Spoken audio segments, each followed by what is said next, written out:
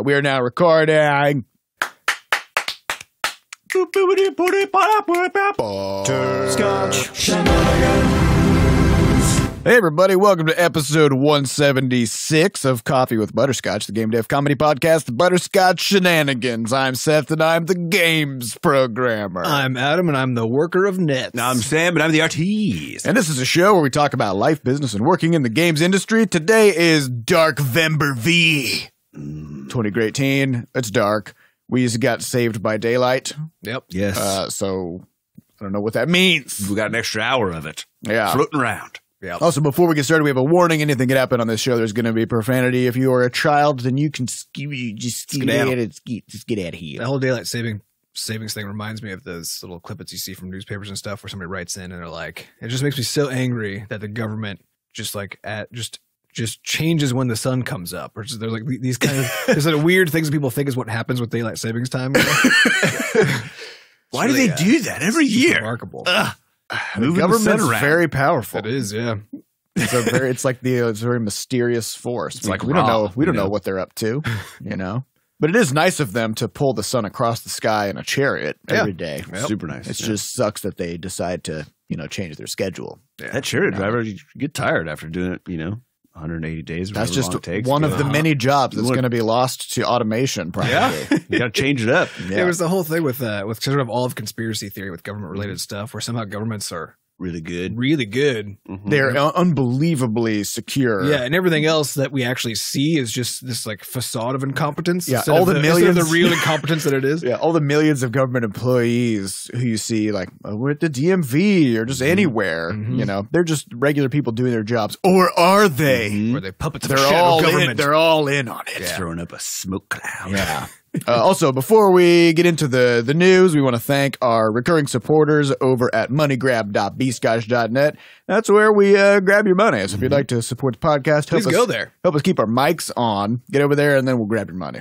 All right. Our mics are actually coin operated. Corn operated. Not coin operated. You Although, just feed like a corn pellet in there. and it's sort of a whole cob. What about how horrifying that would be if there was just like a mouth on the back of it Yeah, and you had to you shove eat a it. cob into it before you started? Actually, there's a lot of truth in that. Yeah. That Corn a fed lot of mics. things in this region of the world are corn operated. Yep. Back in Iowa, Everything is corn everything is operated. corn operated, even your car, Mhm. because they make ethanol and mix it in with the That's gas. true. And then almost everything you eat is corn syrup. There's corn syrup. We Yeah. are a corn operated Species. Studio. society. Yeah. That's crazy. So that's why it's so cheap to live here in the Midwest. It's because of all these Yep. corn operated things. So, Just growing out of the ground. all right, studio news: Crashlands. It is coming to the Switch tomorrow. So we do have pre-purchases up already, and we have sent out a newsletter as of a couple days ago in podcast time. Tomorrow, from the Wednesday that this podcast is Correct. coming out. Thursday. And we're very excited. I think it's going to be weird. I got this really nervous. I don't know if you guys have gotten any of the nervous feels yet, but yesterday I was just sitting at home and suddenly I was like, what if everybody hates it? And then I was like, we've already released this. Yeah. game. I'm actually at this point I'm not worried about it at You're all. fine? Because All right. it just is what it is. I don't suspect it's going to do super well. I don't suspect it's going to do super terribly. It's going to It's do just whatever gonna it do does, whatever and it is. and whatever it does, it's going to do. Also, what is the value of pre-ordering on the Switch? Does it There is- preload it also, or is it just I don't actually know. I think, this is something I was interested in because we have it up for pre-order. Mhm. And They call it a pre-purchase. Pre-purchase. Which is smart on their part Yeah. because Right. everyone hates the word pre-order. right, but Yeah, right. but okay. Sounds So first question: pre-purchase. It's just a purchase. Yeah, you're just Yeah. buying it. It's just a purchase. You're not pre-purchasing it. You're just you're just purchasing. regular purchasing? But it sounds better than saying like purchase it, but wait, Yes. right? A wait to purchase. You bought it, but you don't have it yet. Mhm. So and then there's no discount, and you don't get like a special box. Yep. Not to discourage people from Well, in pre-ordering. fact, we would love you to because maybe Nintendo cares if those numbers are high, and then maybe they'll give us some extra love. know But anything. Maybe I they don't won't. Yeah, we don't know anything about this. Nope. Some Just bumbling studios, through. some studios they'll do things like, oh, here's our game. If you pre-order it, then you get like this weird gun or Right. something. Yep. Which is also weird because you don't have the game yet, so you don't really know whether that's good. Right. What does it mean? you know? Get this double-barreled shotgun.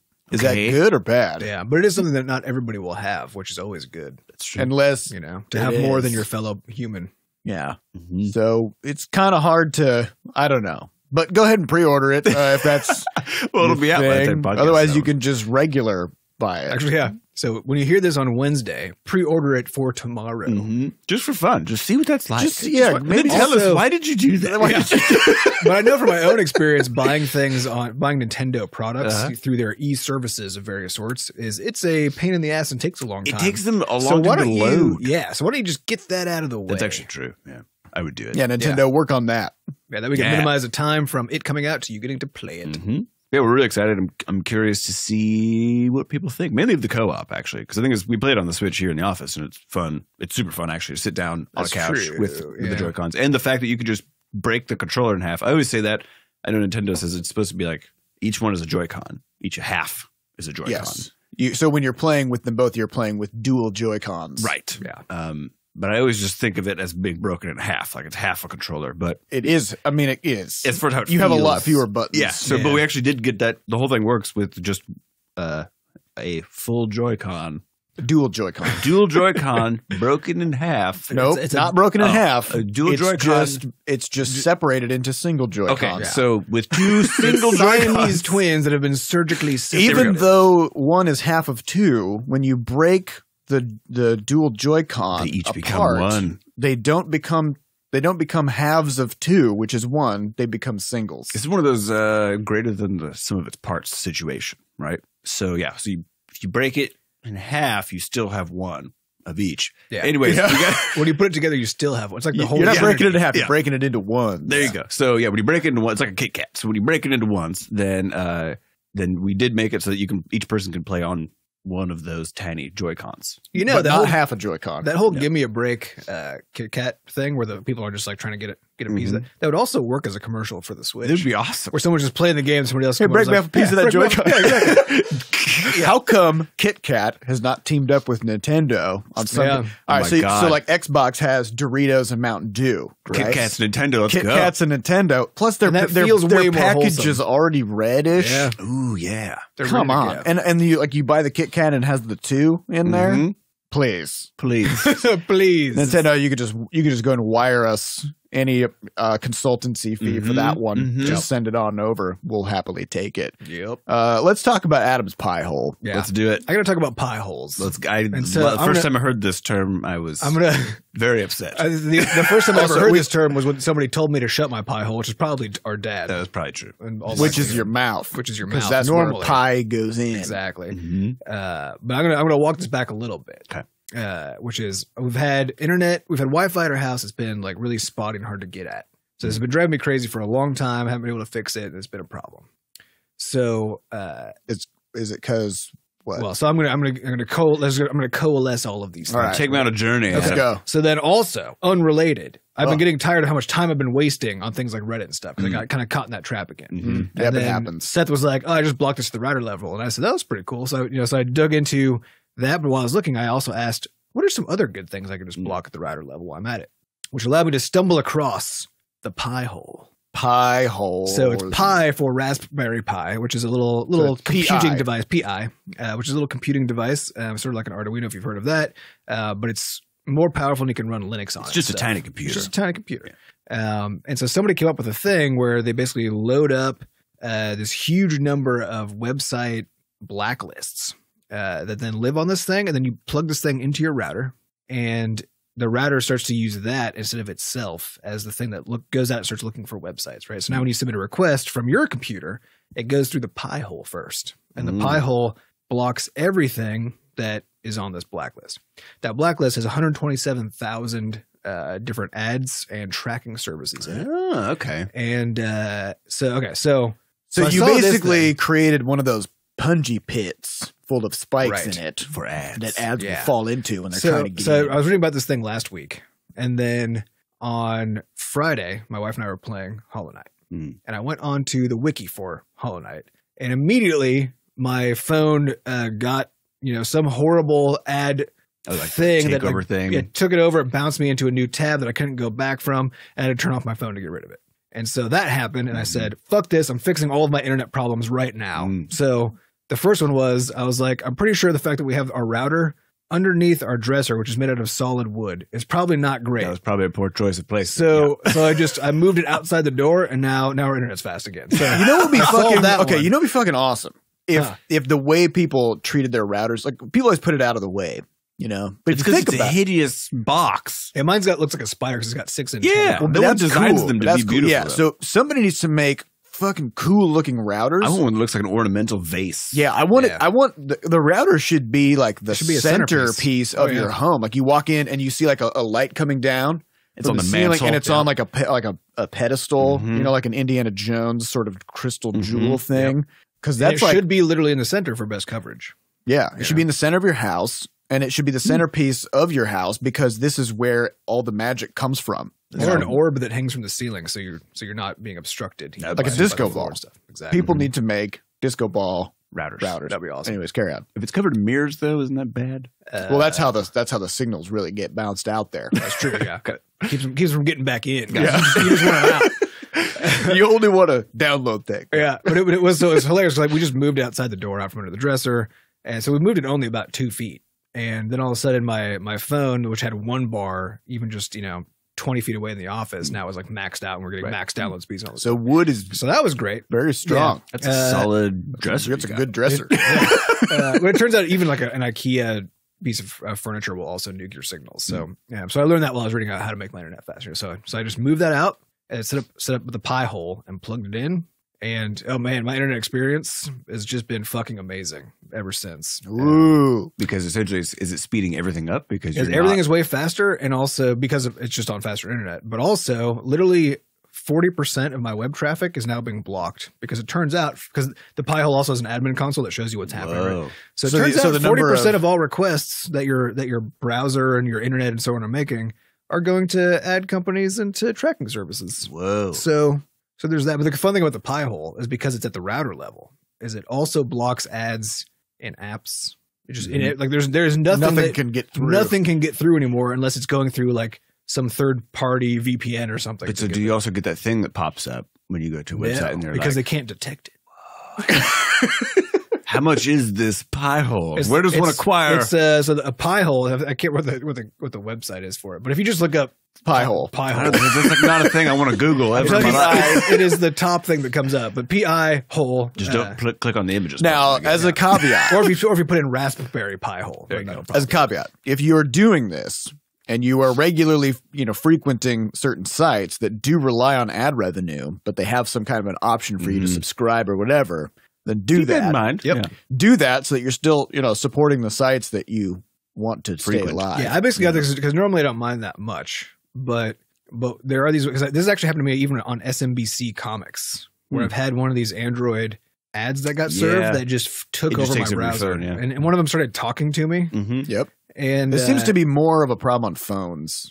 yeah, I don't know. It absolutely does. Yeah. So I don't know. There's something that and to me this is a problem. If your website, if the ad services that you're putting on your website allow for this kind of a thing to come through, I am sure as shit not going to let you throw ads at Well, me. and I don't know if you- because I don't know you're if you- endangering my life and device. And I don't know if you've tried to look at news sites at all on your phone, but they have their mobile versions where they have those.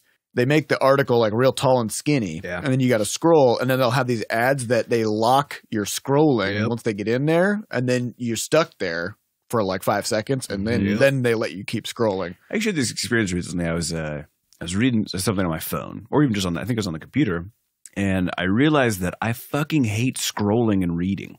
Yeah. Like it is so not good. I hate You everything want to hit a about next it. page button? I actually want to turn the damn page because I like you have to do this weird vertical tracking with your eyes instead of just constantly. to the top yeah, left. instead of just like finishing a fucking page and then turning. Yep. It wouldn't be that hard to make it so if you had a piece of known content that you could have it fix itself to the height of. Could you make this ad? Because I mean, I could do it on our website. I'm sure we could Google it too. There might be there's probably a Chrome extension for it already. But yeah, I was like, I hate this. I actually just do not like this at all. Reading in this way, just like I don't know, just pay attention next time it's happening. Be mindful of like how it makes your body feel. All right, now You this basically is have to pause because basically you're reading and then you kind of pause and then you watch as you scroll it up so you can see where you are. And you track. Yeah, so you have to do this weird tracking thing, which is actually really sort of, I don't know, I hate it. I hate the whole thing. All right, now, this is a great segue while we're talking about reading things on phones. We need to talk about Diablo Immortal. Okay. Let's go. So industry news, BlizzCon was this weekend. And there were a few big... Blizzard's giant yearly convention. Yeah, so Blizzard was Activision Blizzard. But they still kind of operate sort of uniquely. Like there's Activision, and they've got Call of Duty and whatever else they have. Destiny, some other things. And then Blizzard has the Diablo, StarCraft, Warcraft, and Overwatch Hearthstone franchises. And Hearthstone. So BlizzCon is typically where Blizzard will they have fans come. Usually about 30,000 people come. They pay about $200 per ticket to fly into Anaheim. Yeah. And this is sort of like the ultimate fan service event. So like fly in the fans, they get to meet some of the developers, they get to do live Q&As, they have panels, they have cosplay contests. And it's basically just like it's like a series of back and forth love letters between the fans and the developers. Right. It's a huge thing. There's 30,000 attendees or something like that. Yeah, it's huge. And so this is where Blizzard also drops their big news. So last year, one of their big news pieces was that I think they unveiled the new expansion for WoW, and then they also announced that they were going to be bringing back old school vanilla classic WoW as well. And of course, people go crazy for these kinds of announcements. And with any of their given franchises, the longer they go without any kind of major news, the more people start to expect like something's coming. Yeah. And so this time, and also they typically close out their opening ceremony with some huge reveal. Like that's their thing. Mm-hmm. So this year, let me just go back. Back in 2012, Diablo 3 came out. So that was 6 years ago. Which when I saw the date on that, I was like, shit, I didn't realize it was that long. 6 years ago. Yeah. Diablo 3 had a bad launch because Blizzard had put this thing in it called the Real Money Auction House, where they basically re-engineered the game's loot system to try to make it extremely random so that the only viable way to progress your character would be to go buy items with real money from other players. Mm-hmm. And then also you would sell items to other players with real money. And then Blizzard would take a cut. This sounds insane and dumb. It is both of those things. It was. Everybody hated it. Everybody hated it. And it completely fucked up the game. It was actually the game's design was completely compromised. It was a terrible game, just across the board. And they appointed this man, Wyatt Cheng, to fix it. So like he became the lead designer, and he was celebrated as like the herald of like bringing back the Diablo franchise and making it good again, right? And he did. Like they got an expansion out called Reaper of Souls. They removed the Real Money Auction House. They redid the whole loot system and everything. Got the game back on its feet. But it has now been years since any updates, any news, or anything. Between Diablo 2 and 3 was probably 12 years. 12 years? Yeah. Something like Diablo 2 was like 2000. Yeah. So that was and they worked on Diablo 3 for like 9 years, right? Yeah. So Diablo has this history of kind of these long periods of no news, you know, and we're starting to hit that point where people are like, there's got to be something. There's got to be a Diablo 4 coming. And so at the end of their opening ceremony, Wyatt comes out, and everybody's like, oh, because this is the guy. He's the guy who saved Diablo. The guy who saved Diablo.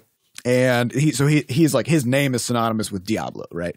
And so all the fans start going crazy, and they're like, it's coming. Here comes the Diablo 4 unveiling. And all of a sudden he starts talking about mobile devices, and all of a sudden the room just goes silent, right? Because Diablo has been a PC franchise and only recently started coming to consoles. But PC gamers have this like absolute hatred of mobile games. Yeah. Oh yeah. Not because of the gameplay necessarily, but because of the monetization models, basically, right? And so he starts talking about, you know, Diablo bringing together millions of people to slay demons, and now for the first time ever, you will be able to play Diablo at your fingertips. And he pauses for applause, and Nothing.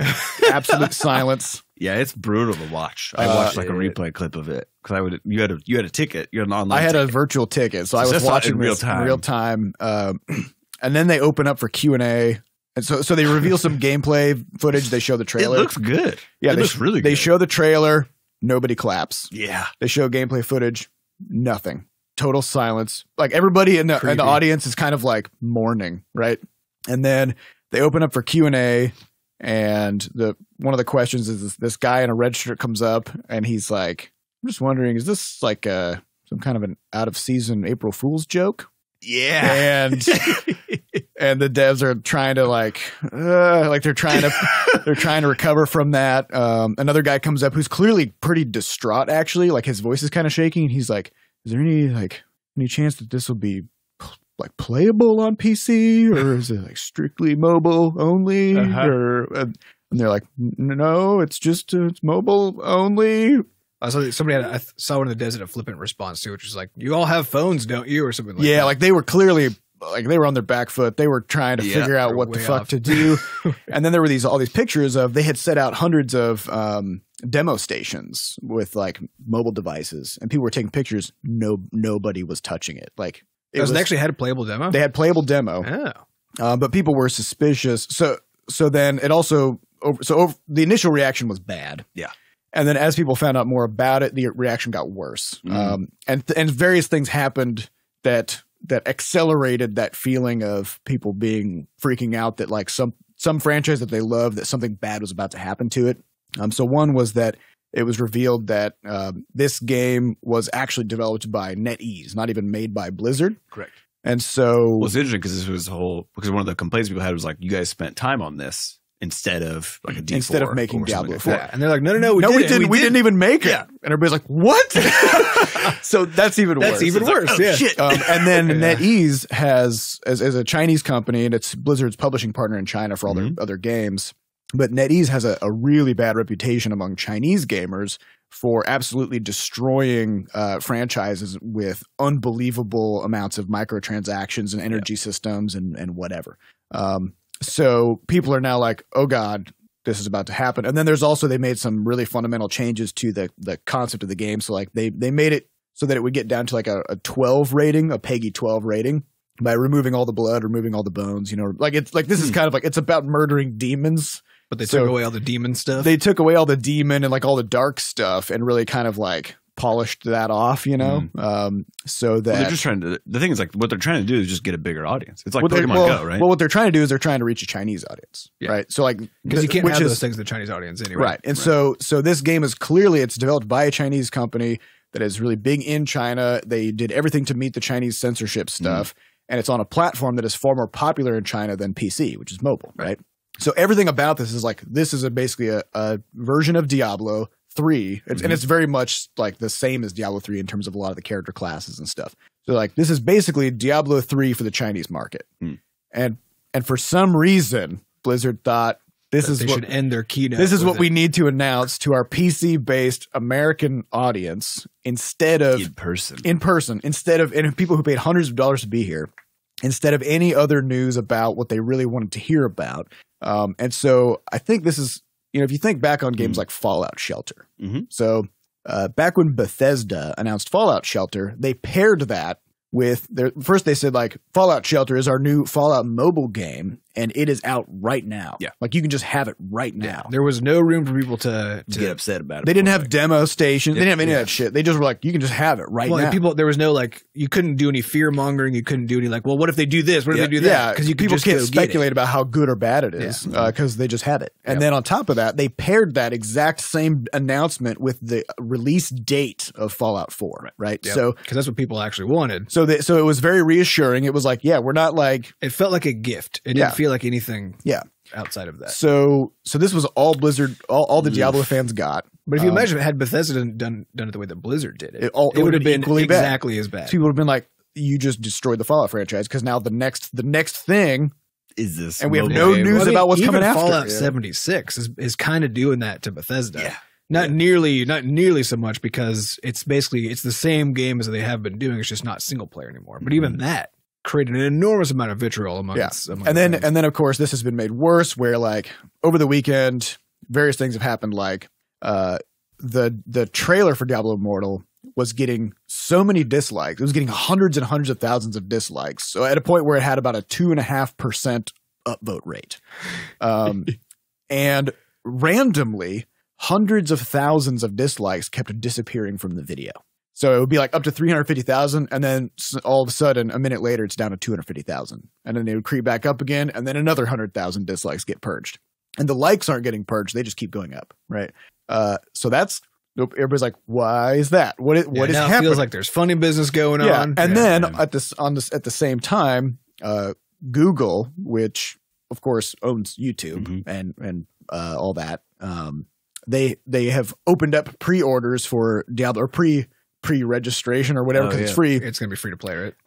On Google Play, they featured on the front page and they've given it editor's choice, right? So Google's like, yes, like we are really promoting the hell out of this game, giving it front page billing over games that are already available, you know, and all that.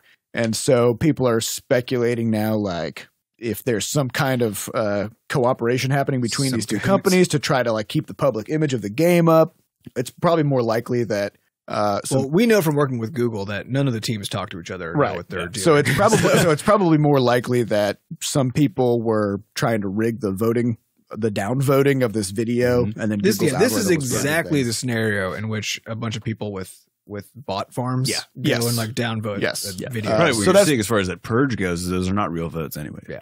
So that's But this is one of those scenarios where silence is not your friend. Like if you are on the the space gets filled with conspiracy and vitriol. Yeah. So then people have been asking in interviews about like, well, what's the monetization model going to be of Diablo Immortal? And all they'd say is like, trust us. All they had to say was, well, we haven't really decided yet. It's like, really? Like you've already got pre-registrations up. Yeah, you fucking decided. Yeah, what you've decided is that you're right in the middle of a big controversy and you don't want to add fuel to the fire. Which means it's bad. It's bad, right? So what does it mean necessarily that it's bad? It might just be that it is microtransactions. It's going to be what people don't. Well, I mean, it has to be because it's free. It's because they already said it's free to play. Yeah. Which means it has to be. And also, especially since this is geared toward the Chinese audience, then that means like the pay up front games are on mobile are even less accepted in China than they are in the US.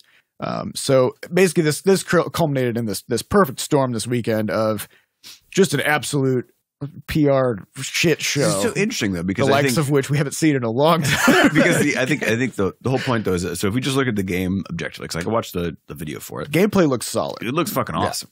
And as far as like what the mobile market has to compete already with something like this, there's been quite a few like Diablo-esque. There's a lot of Diablo clones. Yeah. None with the branding power, but probably. Yeah, certainly none with the branding power. And then, ideally, hopefully Blizzard's got better design chops than those ones do. Who knows at this point? Well, but again, it's not necessarily clear whether they even designed it. Right. So I think, but they won't say. But the basic point though is like if you just said like, okay, yeah, Diablo came out on the Switch, and like the surprise is like in 2 weeks you'll also be able to get a sort of a light version on your phone, and you can play it whenever you want.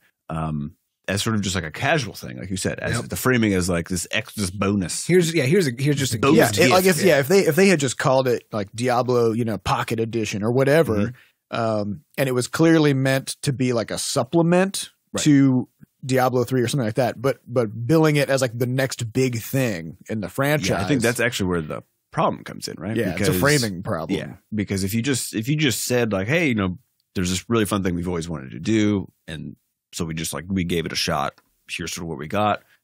It's coming. It'll be available for free. They closed their keynote with it, and it's like an audience misread, right? Like a really severe audience misread. Like those people are not there to hear about anything. Well, to me, it's so funny because a lot of people are involved in making this decision about what goes into this kind of convention, how the announcement is going to work, and all this kind of stuff. But including a huge amount of design as well as marketing and high level effort went into making this thing in the first place and figuring out like who it was for and whatever. It is amazing to me that somehow nobody involved in that realized just how problematic it was going to be. Well, this is correctly, because I think like this is the thing about how Bethesda did it. Because I remember when they did it the way they did it, I looked back on it and I was like, oh, that was the only way they could have pulled this off. Yes, and Blizzard now actually had that as a reference too. Like here's something that did literally what we're doing, right? Which is take a beloved PC franchise and then make a mobile version of that thing. Mm-hmm. And well, actually, and even worse in Bethesda's case, it wasn't even a mobile version of Fallout. It was literally like a mobile-esque. It was just like a different an idle game. Well, I think it that helps. Yeah, because if you look at I think this is part of the problem with because it didn't feel like it was a substitute. It felt like it was just a different thing. So because the thing is that Diablo Immortals game, it looks like Diablo 3. It is. I mean, like it's got all the same stuff classes and stuff. Well, not only that, but like the graphics are basically the same somehow on those phones. Like they look very polished and nice. Yeah, but so now it's basically like Diablo 3 on mobile, which could be awesome, except now that you have microtransactions. Yeah.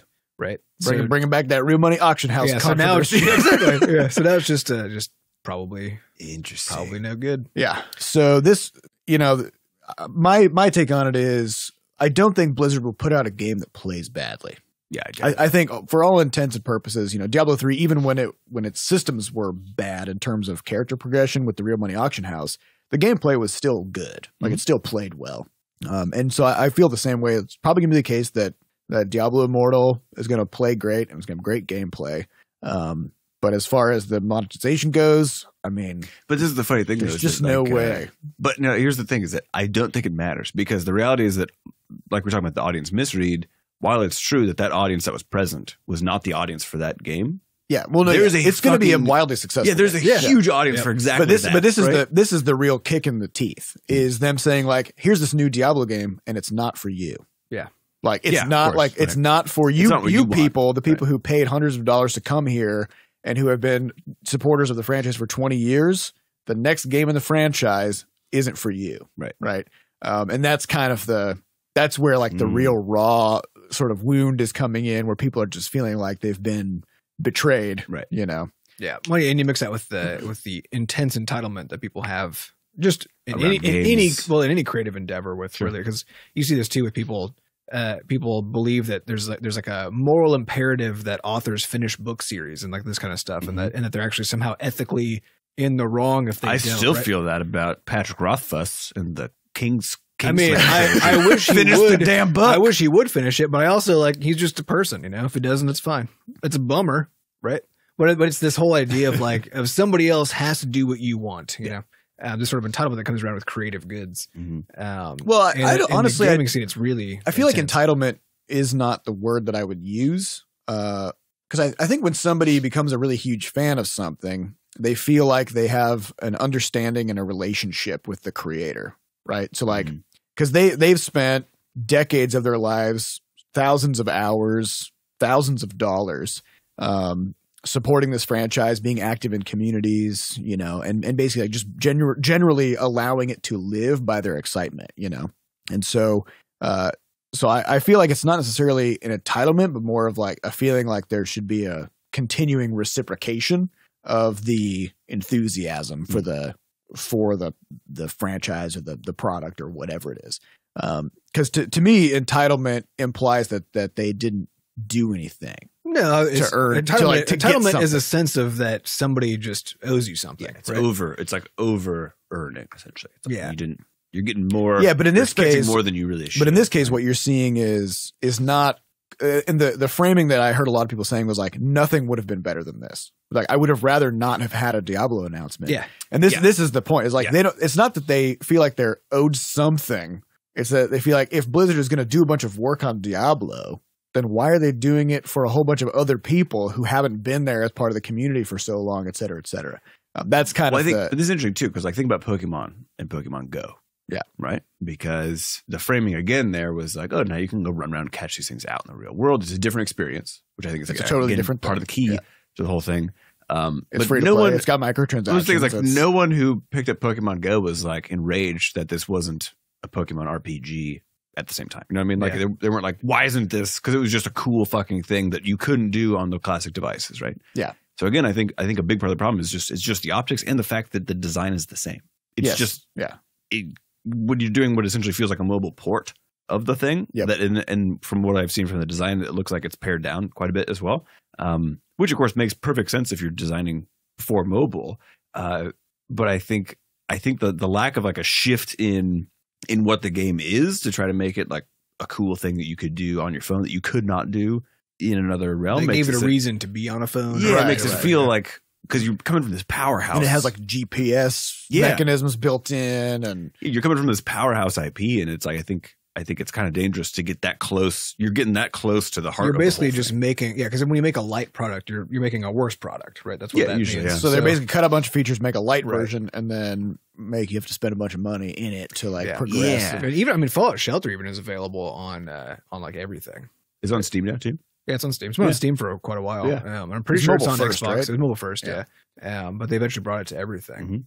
Mm-hmm. I know, and because my wife really liked the Fallout Shelter, so she played it a lot when it came out. And so every once in a while, she'll just go pick it up on Steam while she's doing stuff, because you can just kind of mindlessly do it while you're mindlessly doing some other thing. Just mix it in with your mindless soup. Yeah.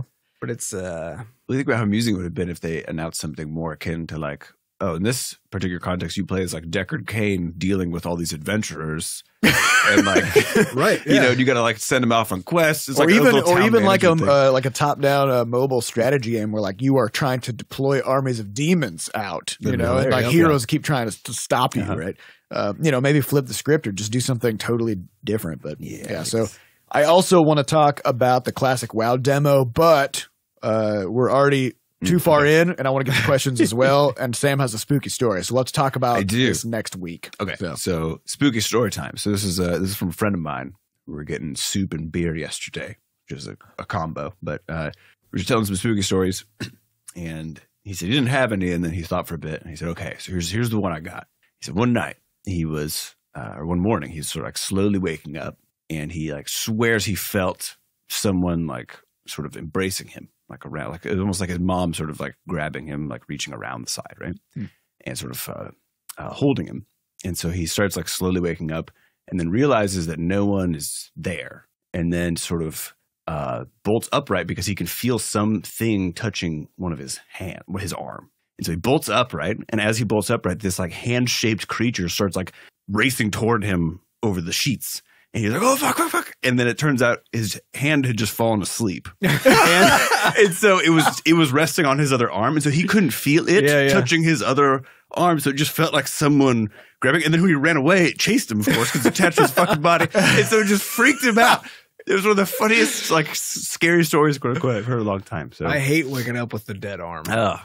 And it's just like you're just shaking it. And it's just, but it's kind of awesome because it's a novel thing. It is, but every time it happens, even though I know it's going to be fine, freaky. I'm always like, what if my arm is just like this now? Yeah, every time it happens, it's paralyzed and it can't feel anything. Mm-hmm. You ever see that video of that kid coming home from the dentist and he's like, "Is it going to be like this forever?" That's that feeling. Yeah. Thanks, Danny, for the good story. It's a good one. Yes. All right. Well, let's get on to some questions. These questions come from our listeners over at podcast.bscotch.net. So if you'd like to get a question on a future episode, get over there, put a question into the text box, and then push whatever button it is that puts your question in there. It's probably submit. Submit. I would bet. First question comes from Angrymuffin. Adam. What will happen with question asking when you migrate the podcast over to Rumpus? Will you announce question askers as Rumpnup Dapperlamp? Which is like a Rumpus name because we have the random name. Or will we have a way on the podcast page to have a nickname? That was the plan, on top of our... My current...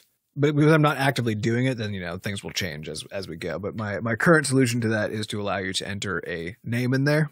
How you want to be referenced on the podcast, which I will then also just save locally in your browser so that you don't have to put it in every damn time, But that's the current plan because I know it is one of those interesting things because that random name generator had everybody already had those, like in our Discord, for example. If everybody came into our Discord, the 300 people who are online right now or whatever, with those names, then I could have learned the relationship between what people said and who they are with those names, right? In the same way I did with the effectively random names that they already do have.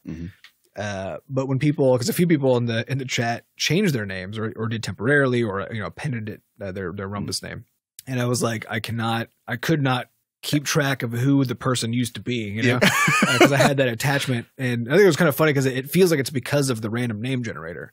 When it's actually everybody already has a random name. That's just how the world is. You just know it. You just know it. Now it's different. Yeah, now it's different. But yeah, so I think that's that's a part of the problem. But also in a context like this, I think people like to be able to sort of sign their name to it as a real person. Yeah, as a person. whether that's a real name or whether that's some other handle they go by. But I think this is one of those places where the random assigned name doesn't actually fit. Correct. So you'll still use it on the thing, and that's still how it'll show up to other users and stuff, but you'll be able to sign it with some name. Yes. So there you go. Cool. We'll give you a random name, but you don't have to use it for the podcast. Yeah, the idea of the random name is that anywhere where we just need a username for some reason, now you got one, and we didn't have to screen it. And then other places where for some reason where we're already screening, like the podcast. Exactly. Where it might be useful to have something else, then we'll allow other things. So if you type in some kind of horrible name and submit a podcast question, there's a pretty good chance that we're not going to read that on the air. And then we'll delete it, and then we might also mute you from other social services. And then we'll delete you. Yep. Yeah, potentially. All right, next question comes from imcade. Are there unwritten rules you as brothers have that may be silly to outsiders? Outsiders meaning People who are everybody else. Oh. Just everybody else in the world. Unwritten rules. I think there are some interesting ones when it comes to design discussion things, which I think we've had a few times because every so often someone crosses it where frequently the requirement is that you essentially entertain whatever the idea is, at least briefly, that someone suggests. So this is one of the rules essentially, which is even if it's what you believe is the dumbest thing you've ever heard in your life, just see it through. Just see it through for like 15 seconds, like 15, 20, like just let it. See if there's anything good. See if there's anything there. Ask a question response or like just add on to it or, like do something with it. Don't just shut it down. And I think there's been a few discussions we've had where someone was like trying to start get down a path or something like that. And then was met with this like, no, like we're like, whatever. And then the response usually is like, you don't understand what I'm asking. Like, I'm not asking you to judge this right now. Yeah. We're here to come on the journey with me.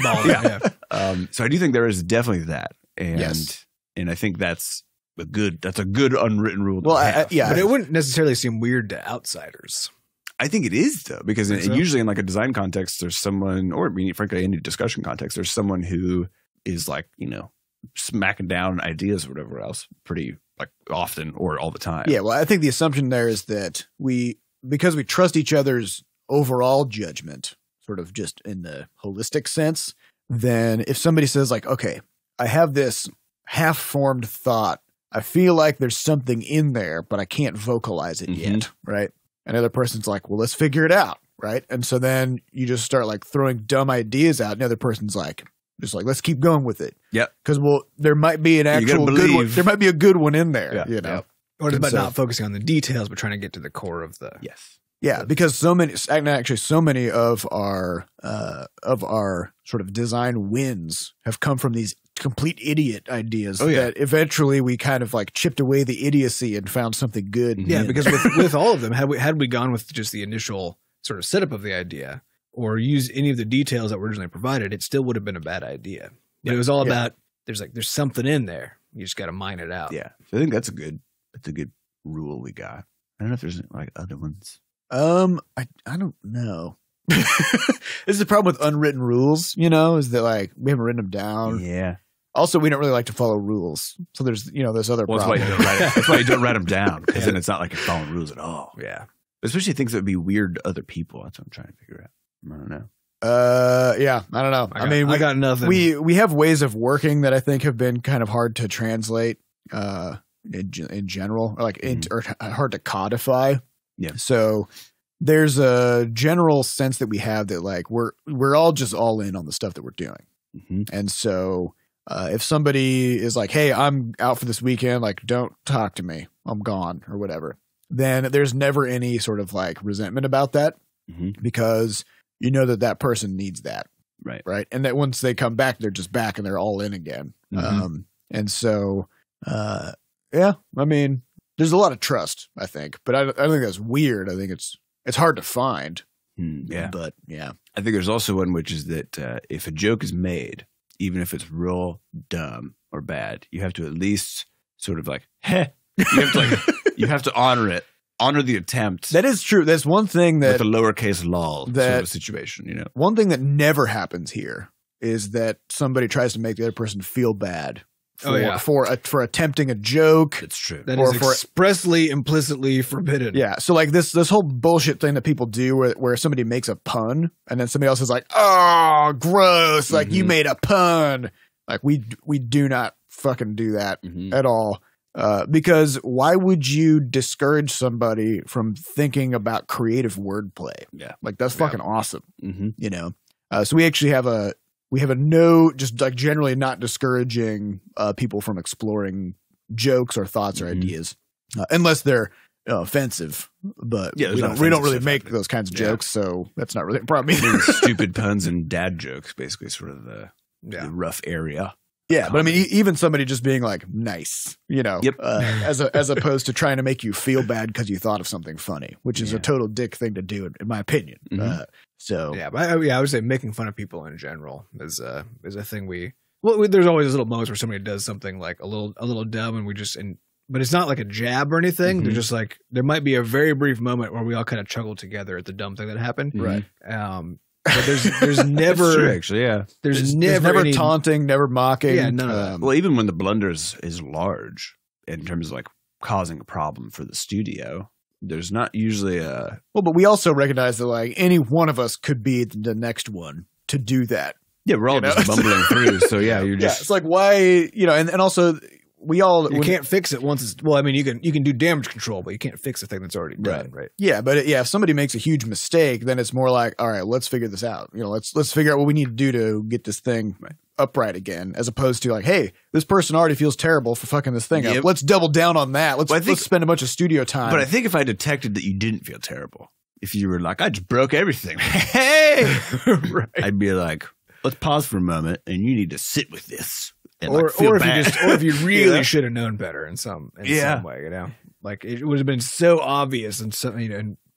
But because everyone in here, because everyone's here is actually all in, and they think what we're doing is important, then that kind of stuff just doesn't happen. I think it'd be the worst. The worst scenario would be it's like what our dad used to do if we did something dumb. He'd just say, "I'm really disappointed," and you're just like, because if I ever got that from anyone. You know, any of you guys here. I wonder. Like, oh God! Yeah, I wonder if this attitude does kind of come from in our upbringing. We didn't have like punishments and grounding in the same kind of way that a lot of other of our friends did. We did a little bit. But it was largely more of conversational. It's like something bad would happen, like one of us would make an idiot, you know, teenage mistake or something, and then our parents would sit down and we would just have a conversation about it. About like why that was fucked up or, you know, whatever. And what the actual like real world implications are. Not like, well, now you can't have TV for a week or something like that. Because if you focus on how the thing that you did caused damage, then now you feel really bad about it, which is sufficient punishment. Yes. Especially because you can't fix most things that you've done. Yeah. So now you just have to live with because now what you've imparted on somebody is the knowledge of what they have done, you know, like the deep knowledge.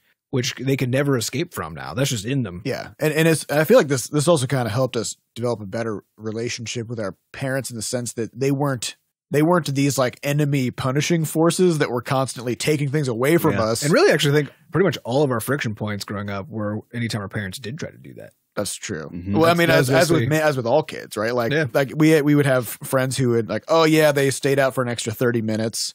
And now they're grounded for 2 weeks and they can't like use the phone or something like that. Yeah. And now they're just stuck at home and real fucking mad at their parents. And now that is just 2 weeks of hell for just the whole family. And the whole thing was arbitrary anyway. Yeah. And of course, I think it's weirdly harder in the short term to just sit down and like calm yourself as a parent and have like a really like. Because you made this person and you taught them and you're kind of mad that they fucked it up enough to do that. You fucked it up and that they kind of betrayed you in a way by, you know, not doing things right. And so you have to get your emotions in check and then just have a conversation with this kid and try to explain to them some adult thing about like how their actions affect people and stuff. It's easier to just be like, you know, get the fuck to your room and I'm taking your TV away. No, it gets really hard if you have arbitrary rules, which I think that also certainly happens. Everybody's friend, every friend I've ever had who's, you know, when we were all young enough that our parents governed our lives, had a lot of fucking weird arbitrary rules. Yeah, because those they always can't sit down and explain because they're arbitrary. They don't make any sense, and they could be. And I think those are the ones that also that cause the most just sort of parent-child damage, as well as they actually generate bad behavior by children because they're always fighting against the rule. arbitrary rules because they're like, why though? You know? And it always ends in because I said so. Because that's the best rationale. Yeah, if that's the best you got as a parent. Did our parents pull it on us? I think a few times probably. I mean, I think every parent exasperated. Will. Yeah, like at a certain point, you're like, just quit being a kid. Just quit asking me so many fucking questions all the time. Just, I got things. I'm an adult. I got things to do. You know, yeah. It's real. I think it's also really easy to like criticize parents when you aren't one because no, this isn't even about criticism. I'm just saying there's a thing that happens and I get it. Oh yeah, absolutely, I get it, and it's gonna happen no matter how good of a parent. Maybe you are. Try to minimize it. Try to minimize it because those are still like the things that I remember from causing real like strife between me and either of our parents were those kinds of moments where they were like they wouldn't bend on something that I couldn't understand why they wouldn't bend on, right? And the outcome was never me being like, okay, I'll just accept this, right? Yeah, because nobody does that. No, nobody does that. People like the outcome was I've always been commanded to change some aspect of my life for reasons I don't understand or fundamentally disagree with. Yeah, and I'm cool. That's cool fine. as a cucumber. Yeah. This is gonna work out great, you know. Yeah, that was just never the case. Yeah, and this I think this is also maybe part of the. We're kind of on a tangent here, but whatever. I think this podcast could be subtitled "The Tangent." Yeah, tangents with some game devs. I think a part of that too comes from when you're really young. Every rule is arbitrary because you understand nothing. Yeah. Right. So like, your parents would be like, oh yeah, you're going to bed at 7 p.m. and you're like, why? And they're like, just shut up. Like you don't even know what a clock is. Yeah, we're way too far gone. Because the parents need to sleep. You know? Yeah. It's the parents need to sleep. Yeah. And so like, kids don't want to brush their teeth, and it's like, well, your teeth are literally going to rot out of your head. Yeah. But these are all things you can still tell people, but while then just saying like, but you have to do this. Here's the reason, you just have to do it. Right. Yeah. But then of course, as kids get older, they get more independence. If the parenting style remains in that mode, then I feel like you just get a lot of friction. Right. Well, you have to take more time explaining stuff. Right. Yeah. Which I totally agree would get very annoying at some point. Like, just shut up. Just shut up and do what I tell you to do. There's good reasons, but I'm not at a place right now to talk about it. You know? I get it. Yeah. But it's not going to work ever. That's all I have to say. So kind of looping that back in. So I think, a lot of the way that we interact with each other is sort of founded in this upbringing that we had where most things that happened were conversational. That's true. Yeah. Good or bad, we would sit down and we would just talk about it and sort of figure it out. And there's a level of trust there where it's not antagonistic. It's more like, you're there as a team and there's this third thing, which is a problem. And then you're talking through it to figure that thing out. Right. So that's just part of our culture. Yeah. We've also managed to develop a system where we don't have any arbitrary rules because we've talked about literally everything that we do. At least, yeah. If they were arbitrary at some point, we've all talked about why maybe they're not, or like what. Or we scrapped them. Yeah. Well, because even think about like the normal 9 to 5 or 8 to 4 or whatever work day, right? Which is another, just like on the face of it, if you start a company, you're like, cool, I got a company now, I'm going to work 9 to 5, right? Or I'm going to hire people, they're going to work 9 to 5. That is now arbitrary because you have not thought about why you're doing that. Right. And we've had many, many very long discussions, and some of them have happened on the podcast about even just work hours. Yeah. Because at base, they're arbitrary. And so you have to have reasons for what you're doing. And as soon as you do, it's not the case where that I wake up and I'm like, I have to go to work so early and whatever. It's like, no, because I know exactly why that I want to be in work by 8:30 or whatever, right? You've thought about it. I've thought about it. We've all agreed on it. And so now we can enforce that with each other just with mutual trust because now we all know that we're all on the same page and are counting on each other to behave. But then this is where I think when it comes to like bringing other people into the fold, I think it's hard because you need to then like also convince. Yeah. Because anytime you join a new job, every rule is arbitrary because you have no context as to why anything is happening. And based on your experience, they probably are arbitrary. Like, 100%. Because I think managers, bosses, like anybody who has to make decisions for other people at a certain point, they're just going to end up into that because I said so, leave me the fuck alone. It's like you get my shit done. Kind really of mindset. The same. Yeah, it's all the same. And so I think that's another interesting thing. Well, we struggled with that a lot when we hired people. Yeah. Yeah. It's sort of like trying to codify the way that we do things, and then explaining that and figuring out, like, is there a good reason why we do this? Or are we just and it's doing not that, it? because we'll try to also like move the framing around. Well, you have to be here at 8:30 because that's when we start work, and to one where, well, that's just the system that is the best, and so we need you to do that, but it's not because you have to, right? There's like if that there's this, and we don't have the language for it, but there's this sort of difference in approach that you can't, and that was something that we failed at, was actually trying to convey that difference, that conceptual difference with people. Yeah, and even something like work hours is weird because they only work because everybody's showing up. Yeah. Like if people were showing, and we have worked in places where people just showed up arbitrarily on their own schedule and stuff. What you would have then is like a 2-hour window in the middle of the day where you can count on it about half the people being there. And then at any other time in the day, it's maybe like 5%, right? And so that means any kind of collaboration or any kind of, group work can't really happen in a dependable way. And so if you get like an 8 to 5 or whatever is your work hours, they're arbitrary on their own. Like, why does it have to be 8 to 5? Why can't it be 10 to 7 or whatever? Most of these things only make sense in the cultural context. Right. And it makes sense because everybody is coming at that time. Yeah. So, well, and because it creates a situation where now everybody knows that everybody else is putting in at least 40 hours a week, right? So it helps to remove a sense of unfairness where you feel like somebody isn't working as hard as you or as much as you or whatever. Yeah. Because now you can see everybody. And you see how little they're working. And you see how little they're working. And they're there. And then you can build they're there the same time you're there. Yeah. And then in real time, you can become mad at them instead of, from home. Yeah. For more specific reasons. Yeah. Not ones that are maybe less manufactured. Yeah. Okay, well, I think we have time for just a couple or one more question, but we have like a series of questions all about videos, and they've been kind of lingering. About I'm just gonna videos. Yeah. Okay. So I'm just gonna read through all of them, and then we'll quickly just punch them all in the mouth. Let's go. Okay, not the question askers. Punch them in the pie hole. All right. Coolaboola asks, I don't have a heist team to break into the $550 GDC vault. Is there any chance you can post your speeches on the blog? Next question comes from Audio Neptune 32. Will we ever get a 6th episode of Butterscotch University? Because you guys really got me into game development. Thanks. Peanut Enut asks, when is the next Butterscotch University video coming out? Can you do one on Infinite World Generation like you have in Roid Rage or even Crashlands? Thanks. Menaloose asks, where's that Perlin Noise Endless World dev tutorial I've been waiting for? It's been like 3 years at this point. What do you mean you fixed Crashlands for iPhone X released in China and you're developing a new game? Okay, fine. I'll keep waiting. And last, Tim Conceivable asks, Seth, I've really enjoyed the Game Maker tutorials you've been doing. However, there's already tons of beginner level tutorials out there. Have you considered doing any more advanced Game Maker tutorials? All right. So we got like 3 questions. One is Endless World thing. I already did that on stream now, so that's done. On Twitch somewhere. But can people watch it? Probably not.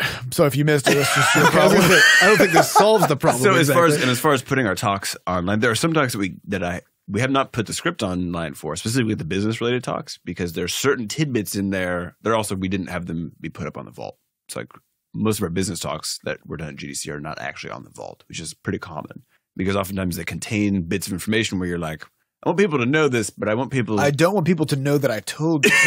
Right. So those are semi-weird secret. Yeah, like, this information should be out there, but I don't want it to trace back to me. Well, it's better if people hear it sort of secondhand. Yes. You know, so if they see a screenshot of the thing that you did, like it's kind of hard to walk away from that, right? But if somebody comes to you and they're like, oh, I was talking to this other person, they said they went to a talk of yours and you said X, you'd be like, well, I mean, that's approximate, you know? I don't know what you're talking about. I didn't say that. I don't recall anything. That was under NDA. I didn't say anything about it. Yeah, so there's a few of those. But I think as far as the university videos or just the general making of videos goes, there's 2 interesting things here. So I've been taking this online art class, right? And before this, what I did primarily to sort of further my art education was I would just sort of peruse YouTube, find people who seemed like they knew how to teach basically, and then follow a few of their instructional videos about like, oh, here's how you do faces, or here's this or that kind of thing. And this really interesting difference has come up in terms of the overall quality of the instruction between these classes that are, it's just like, in this case, it's this 8-week course Each week is like 3 videos on perspective, for example. And then there's an hour-long Q&A with someone live who then shows you other cool things and important pieces you need to know to sort of fill the gaps. And what I realized is that a lot of those YouTube videos, because they're just self-contained and usually single topic, where it's like, oh, here's Perlin noise, for example. The broader context in which you can apply that thing, you can't. Basically, you get the tool to be able to, for example, do Perlin noise, but then you don't actually get any of the other tools necessary to really like integrate it into a game or to think about what does this mean for your game's design overall, because there's no because just knowing that, but without also integrating it into a project and doing stuff with it means maybe you don't really know it. So what I've experienced then is that the education that I got from doing YouTube tutorials was very like narrowly scooped, if that makes sense. It's like you just get like the one piece and that's it. And you don't get it put in context. It's done modularly for things that don't work modularly. Correct. Because none of these things work modularly, especially once you start going these in the creative fields in particular. Yeah, you can't drop in a concept and be like, cool, like no, I've added this concept to my art piece. And so it's been really interesting sort of looking at how this both works, because of course it's a good entry point, because you can get in and be like, oh, how do you draw like noses or something? And then there's like a billion people being like, here's how you draw noses. But then the question is, how does this nose go on the face? Like how do you now I can draw a stick person face with a super photorealistic nose. and then just one of the basic questions, which is how do I put the nose in the right spot?